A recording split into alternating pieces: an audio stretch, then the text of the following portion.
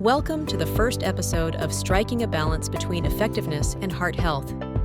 Today, we're laying the foundation for understanding BTK inhibitors, what they are, how they work, and why they've transformed the landscape of chronic lymphocytic leukemia treatment. Listen as Anasita Fadal, PhD, APRN, from MD Anderson Cancer Center, and Amy Goodrich, MSN, CRNP, from Johns Hopkins Kimmel Cancer Institute, two distinguished experts in hematology and oncology nursing, discuss critical insights into the clinical profiles of various BTK inhibitors, long-term data, and their impact on patient outcomes. Hello, I'm Anasita Fadal, and today I'm joined by my esteemed colleague, Amy Goodrich. Amy, could you please tell us what is CLL and what is its prevalence in the United States? Sure. So CLL, or chronic lymphocytic leukemia, is a chronic B cell malignancy. It is characterized by the clonal proliferation of mature lymphocytes. And the requirement for the diagnosis of CLL is an absolute lymphocyte count of at least 5,000 or 5 times 10 to the ninth per liter lymphocytes in a CBC with differential. And then when you do peripheral blood flow cytometry, which is the most common diagnostic tool, CLL will express CD5, CD19, and CD23.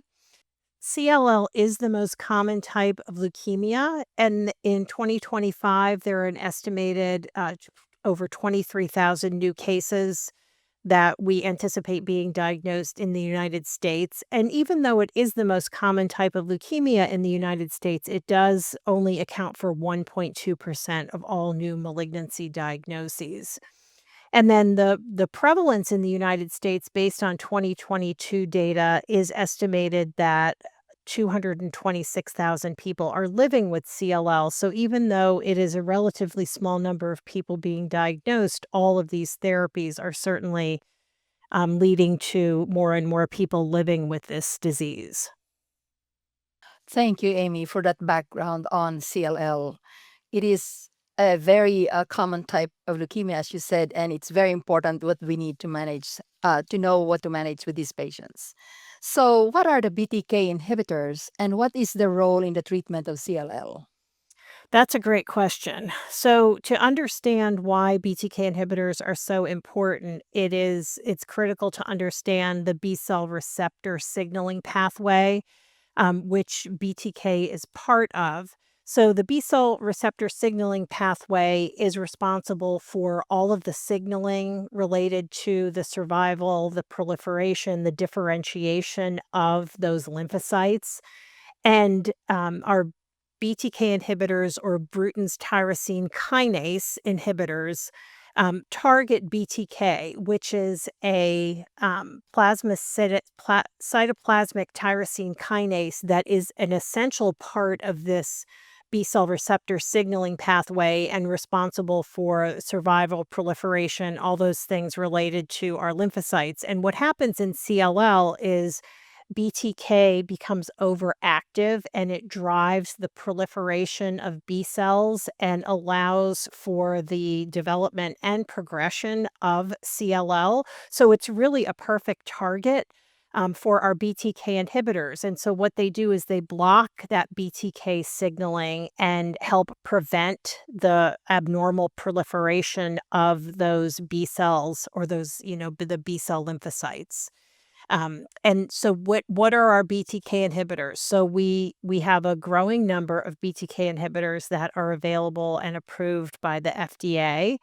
They are first line and relapsed refractory, indicated in our NCCN guidelines. They are continuous oral therapies. So these are treatments that patients take for as long as they're working and as long as they are tolerating them. So they're really a great option for our patients with CLL. Amy, thank you for that insightful information about BTK inhibitors. It surely is very helpful for clinicians involved in the management of patients treated with BTK inhibitors. So, what are the guidelines for the use of BTKs for CLL? historically, we had been used to our best risk patients, our good risk patients with 13q deletions, or our average risk patients with trisomy 12 or normal fish findings, having different recommendations than our patients with deletions of 17p or TP53 mutations, which are our highest risk patients. But what BTK inhibitors did was they really leveled the playing field. And so if you look at the NCCN guidelines, regardless of those risk factors, regardless of their prognostic findings, BTK inhibitors are indicated for first line therapy, some with optionally with a anti-CD20 monoclonal antibody, some without.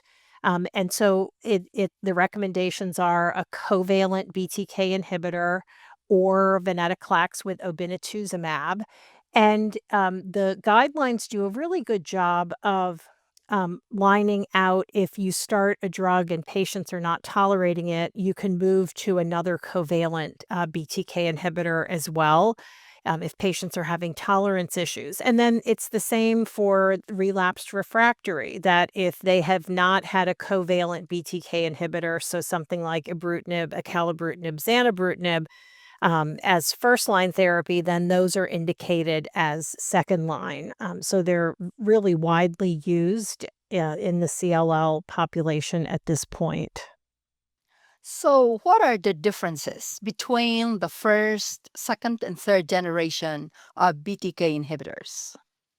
It's basically side effects, but we're going to go through some of this. And so cardiovascular risk is really the driving factor here. So our first generation BTK inhibitor, ibrutinib, had the most off-target effects, so was the least specific for BTK, and so had the most side effects because of those off-target kinase inhibitions.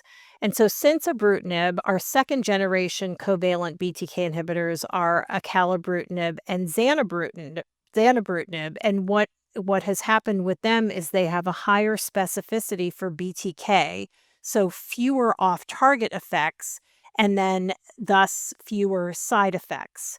And we're going to talk a little bit about efficacy in a bit, but they do all have very good efficacy.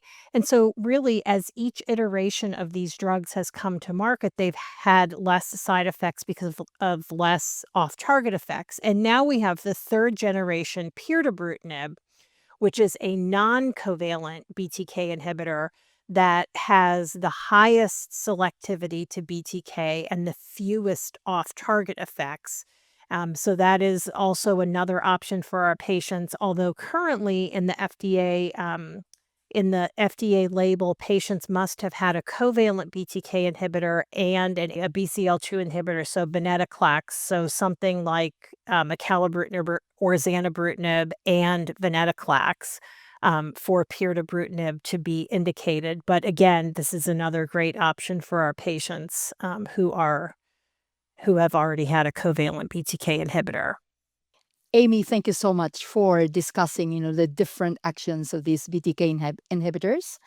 And, I would like to ask, what are the clinical profiles of the BTKs that are approved to treat CLL? And what do the latest clinical trial tell us? And why should we pick one BTK inhibitors over another? Sure. So we have a number of trials. We have Resonate 2, we have Elevate Relapse Refractory, we've got Alpine, we have Bruin. Those are the main trials that I'm going to talk about. And although there are a lot of overlapping side effects, there are distinctions between these agents as well. So again, we talked about acalabrutinib being our first generation BTK inhibitor with the broadest kinase inhibition. So again, it works very well in the upfront therapy, in the relapse refractory setting as well, in high risk patients, in good risk patients. But the notable off-target toxicities are atrial fibrillation, hypertension, bleeding.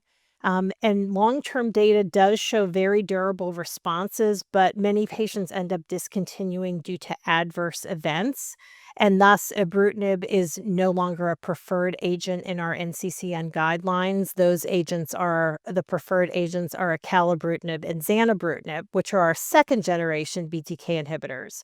And so with acalabrutinib, it's a covalent BTK inhibitor. Again, more selectivity for BTK, fewer off-target effects.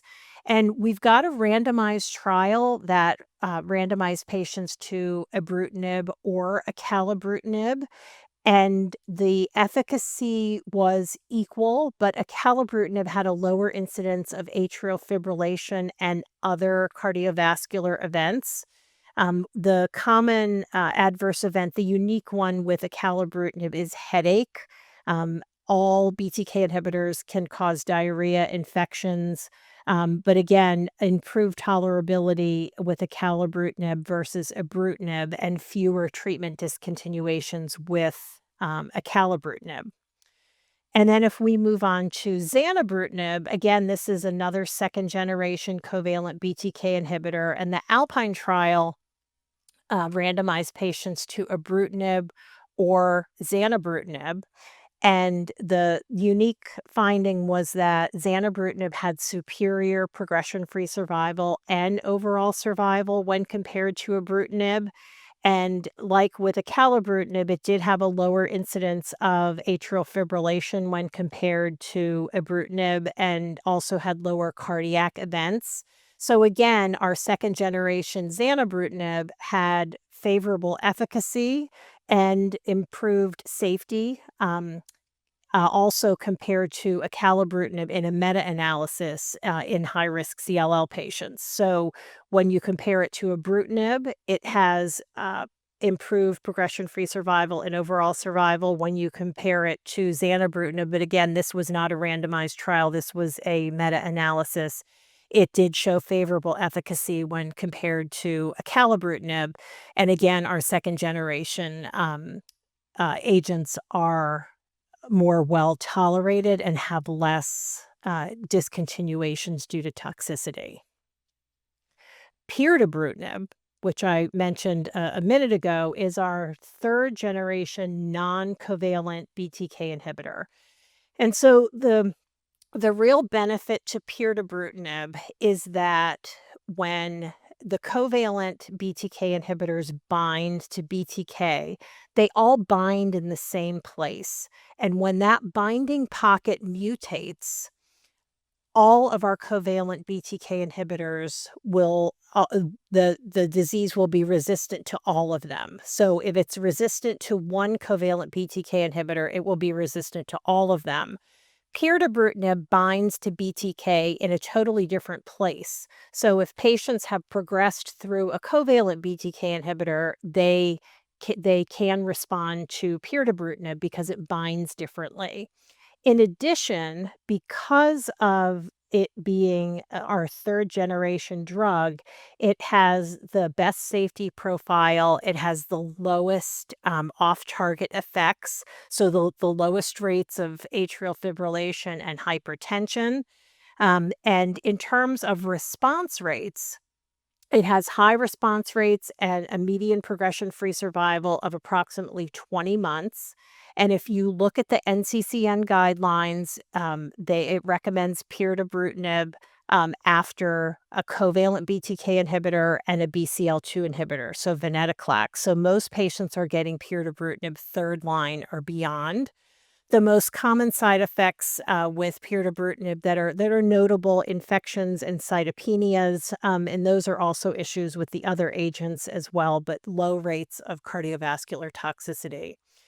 And so again, acalabrutinib and zanubrutinib have improved safety with either comparable or superior efficacy when compared to ibrutinib. And then our pirtobrutinib, our third generation non-covalent BTK inhibitor, really provides a great option for patients who are resistant or intolerant to our covalent BTK inhibitors. Again, we've got a number of agents here, and so treatment selection has to be individualized based on the patient's risk profile, their prior therapies, their comorbidities. And one of the most prevalent off-target effects of BTK inhibitors that is really felt to be a class effect and not as well as an off-target effect is bleeding, this increased risk of bleeding that is really quite poorly understood, but that is seen with all of our BTK inhibitors. Amy, thank you so much for the comprehensive discussion of the different types of the BTK and the potential adverse cardiovascular effects of these BTK inhibitors. So, how is this information applicable in practice? Well, I think to talk about application in practice, let's talk about a case. And so this is a lady who is 64 years old. She's had CLL for a number of years. She has normal fish, so a very average prognosis. Her IGHV status, which we've not talked about, was mutated. So she has very normal risk, average risk CLL. And we had been watching her lymphocyte count go up, and she was starting to become more fatigued. And over the course of about a 6-month period, we were talking to her about treatment options and talking about a covalent BTK inhibitor being given until progression or intolerance versus venetoclax with obinutuzumab, which is a 1-year therapy but involves infusions and tumor lysis monitoring. And so she's an otherwise healthy person on no meds, normal blood pressure. So thinking about our BTK inhibitors, she did not have any cardiovascular risks, didn't have a history of AFib, not on any antiplatelet or anticoagulation. And she works full time and she wanted to continue to work full time. And so, although the finite therapy option with venetoclax and obinutuzumab was attractive, she ultimately decided that she wanted a BTK inhibitor because there were less visits, there was going to be less interruption to her work schedule. And so we started her on acalabrutinib, 100 milligrams twice a day. We did go over all of the data with her. She knew she wanted a second generation BTK inhibitor, and she just decided that we had more long-term follow-up with acalabrutinib than zanubrutinib. And, I think this is where us educating patients is so important because we rely on them to take these medications, and the more involved they are and the more of that shared decision making that we can engage in, the happier and the more adherent our patients are to these regimens. Thank you so much. Like with all these, like the discussion, your comprehensive discussion is really excellent. So, what are the key takeaways that we can, like as a clinician, could take from your short presentation on these BTK inhibitors? Sure. So BTK inhibitors are here and they're here to stay. They're indicated in all lines of therapy for CLL. We now have our second and third generation BTK inhibitors that are more well tolerated because of fewer off-target effects. In those head-to-head trials with ibrutinib, both acalabrutinib and zanubrutinib showed improved safety and comparable or superior efficacy. And then now we have pirtobrutinib, which is an option for our patients who have become intolerant to or resistant to our covalent BTK inhibitors. So it's really an exciting time for our patients with CLL to have so many truly effective options. Amy, thank you so much for sharing your expertise and your comprehensive discussion of the role of BTK's inhibitors in the management of CLL. As I've noticed in clinical, there's not as many atrial fibrillation that I've seen in the clinical setting with the use of the second and third generation BTK inhibitors. I'm hoping that these extensive explanation or discussion would be able to help the clinicians in managing their patients. Thank you again, Amy. Thanks for having me. If you want more education on BTK inhibitors, visit the ICOS website at www.ic-os.org or the France Foundation education page at www.francefoundation.com/education. This resource was developed by leading experts from ICOS and the France Foundation to support providers and patient care. Tune in to other episodes in this podcast series, where experts discuss cardiovascular risks with BTK inhibitors, as well as assessing and managing risk in patients with CLL.